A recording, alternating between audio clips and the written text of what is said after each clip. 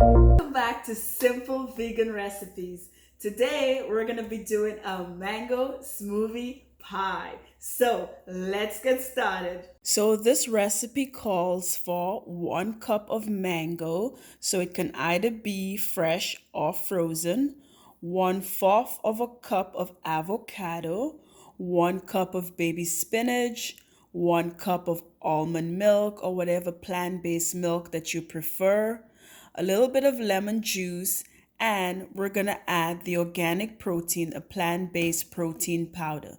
So let's get started. Let's start putting those ingredients into the blender. Okay, so we're going to put our ingredients into the blender. We're going to put the mango, we're going to put the avocado, the almond milk, the baby spinach, a few drops of lemon juice, and we're going to put 1 scoop of the protein plant-based powder. And then we're going to blend this for a minute. So let's do this. Okay, so we're all done with this simple recipe.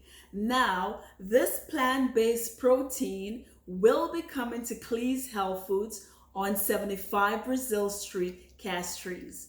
Like I always do, encourage you to give this a try, and don't forget to subscribe to this channel.